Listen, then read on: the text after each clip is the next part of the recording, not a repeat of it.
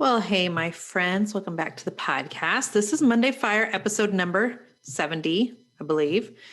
And we're going to talk today about something that we tried over here at Team Allwood last week, which was our first 5-day challenge. You might have heard me talk about it. It was called Boost Your Biz.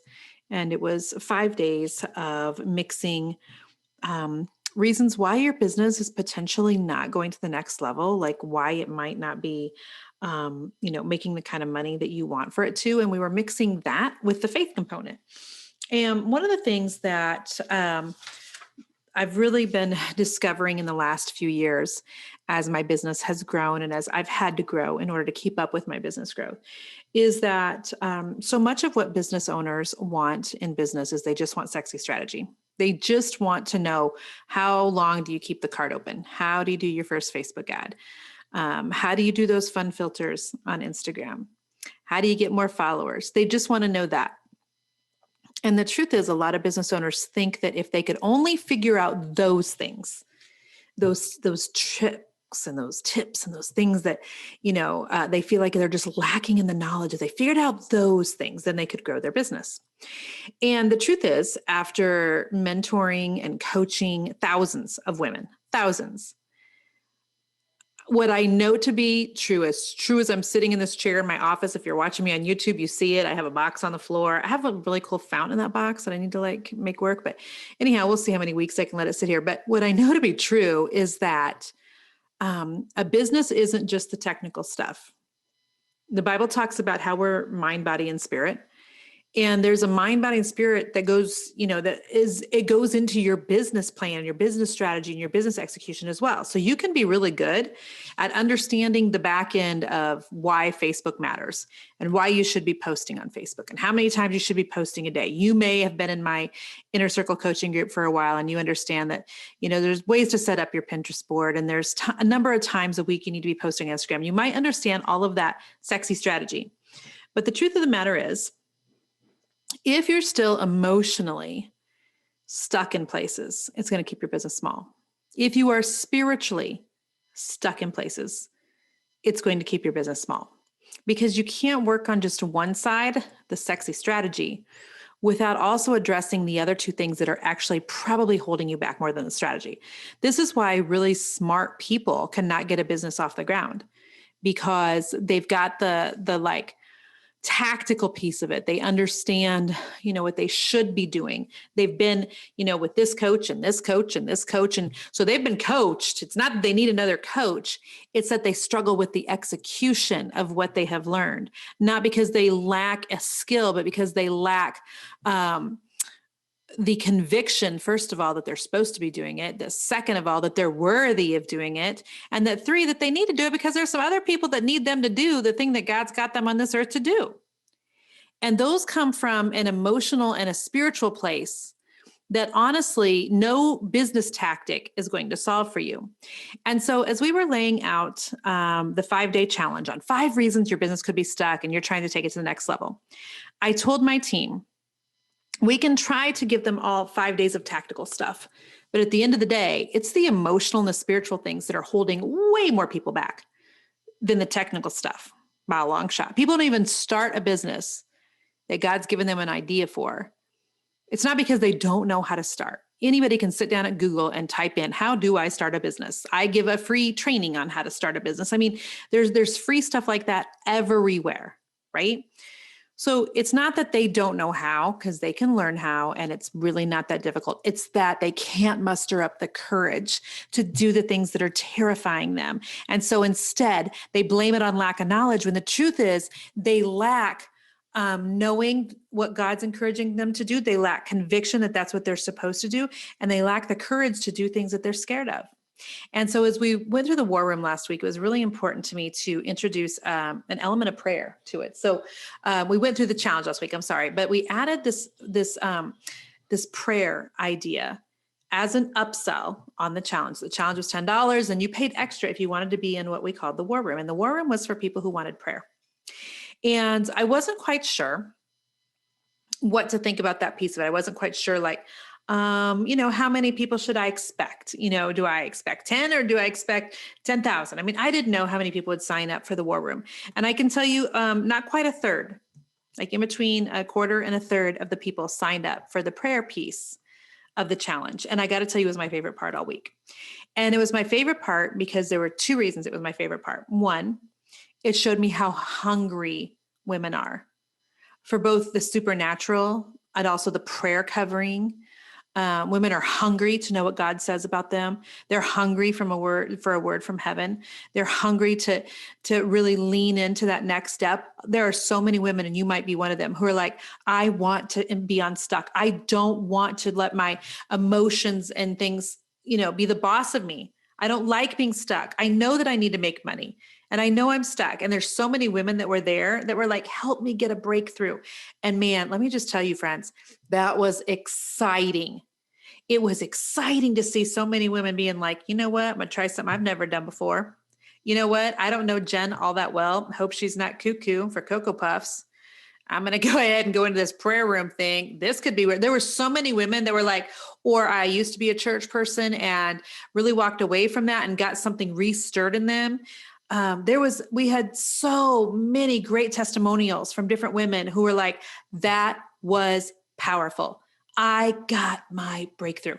And for us here at Team Allwood, I mean, that was exciting as all get out.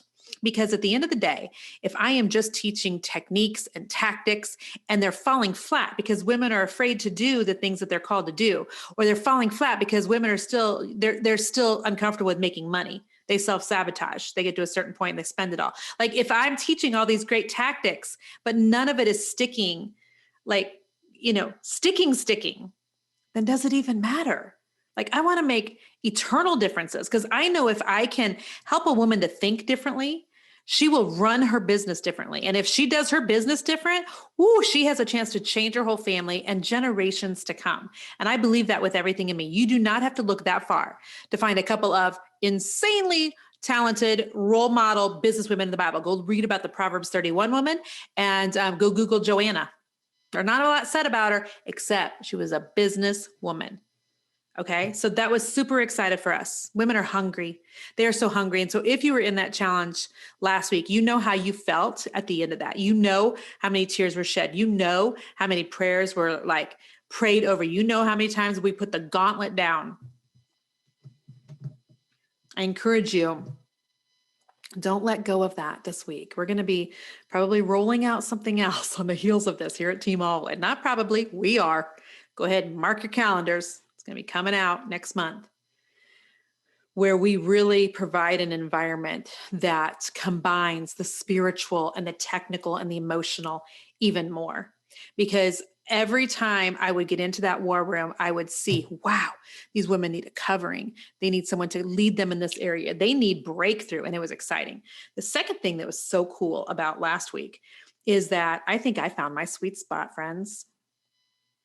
And I want you to know, if you're someone who just hasn't figured out quite where she's supposed to be at in business yet, that I say, because, if you'd asked me 6 months ago, I would have said I was operating my sweet spot. Maybe not. I don't know. If you'd asked me a year ago, maybe. I think there's different times when we're doing exactly what we're supposed to be doing, but God grows us and he pivots us and he changes, the atmosphere changes and the world changes and 2020 happens. And then all of a sudden what we used to do no longer feels like it fits, or we feel like we're still half naked and there needs to be another layer, or we feel like, God, is there something else? And so for me last week and for our whole team, it was super exciting to feel like this part of it. Like this is where I show up and this is where God shows off. And so that was really super exciting for me. And I just want to encourage you, if you were part of that last week, part of that war room, don't let that fire that you got last week, don't let that die down. Get out your Bible, read some devotionals, do a Bible study. Listen to some podcasts. My favorite podcasts are Darius Daniels and Stephen Furtick. Listen to those two. They're solid as can be. Sarah Jakes Roberts and her husband, Trey Roberts, those are solid as well. So those are some podcasts you can listen to, but keep that flame stoked. Think of how a flame goes out. If it's not constantly, got some air going on to it, you kind of need to, push things around, and you kind of need to, keep getting like throwing another log on it or to keep that fire burning. So do that. And number 2, if you've been trying to figure out where on earth do I fit?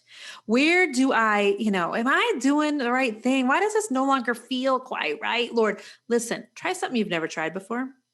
We've never done something like a 5-day challenge that was paid, first of all. We weren't sure how many people would join. We weren't sure if they'd pay for it. We weren't sure if they would do an upgrade for prayer.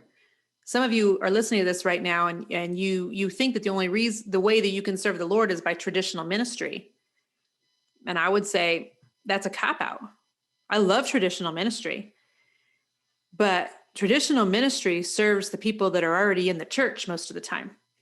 And we've got to have some marketplace people who also love the Lord, who are serving the Lord in a different way, which is using our giftings out in the marketplace in the way that God wants us to. Now, that's not to say each one of you who's a believer, who has a business, is supposed to be forward facing with your faith in business, okay?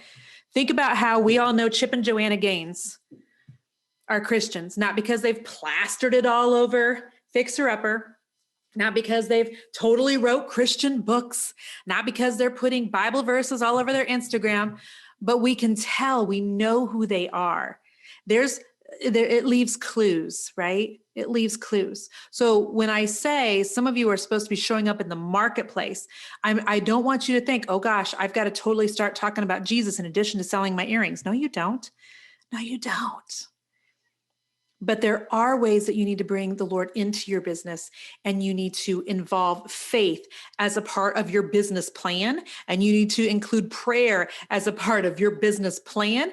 And you need to include the Lord in terms of your planning for 2020, the end of it in 2021. So some of you, I think, got to hopefully see right up close and personal how faith and business can mix. And this is a combination, you guys, that can ignite something in your business. And so for those of you who were there last week and you're like, I still am trying to find my sweet spot, try something different. Try something different. We didn't know. Guess what? Ding, ding, ding, ding, ding, winner, winner, chicken dinner. That was a success all across the board. It was a success for the people that were in it. It was a success for our team. We all kind of found our groove, and we're like, okay, and this is the lane that we're supposed to be running in. And so I encourage you to figure out the lane you're supposed to be running in. And sometimes that means trying a few things that you're not really comfortable with, and God will position you like he needs to. We're going to talk on the podcast this Wednesday that from a business perspective, the 5 things that I learned from doing our first challenge. We'll talk more about like numbers, dollars, advertisements, how we positioned it, how long the runway was, how we, offered it to people. We're going to talk about that more on Wednesday's episode. But I just wanted to come on today and talk about the fact that we saw you in this challenge, and you saw us too. And wasn't that cool? It was a really cool experience. So if you were there, I just thank you. If you weren't there, we'll do another one at some point. So, but I hope that this is an encouragement to somebody today. If you are hungry because you were in that challenge, keep going. And if you're still trying to figure out, try some new things, and let God do some work, and let him kind of reposition you, shift some things around until you find your sweet spot. All right. I will see you Wednesday on the podcast, where we talk about the 5 things that we learned from the challenge, and it'll be much more, business focused. And so make sure you're already subscribing so that you get that then. And don't forget that you can go to YouTube and you can watch these videos there. If you go to YouTube and subscribe, you'll see that the last 3 episodes have had me in the same shirt. Why? Because I did a little batch recording this week. Which means I recorded them all the same day. So just pretend that I'm in a different outfit all the time. No need to send me a DM. Catch you on Wednesday. Bye-bye.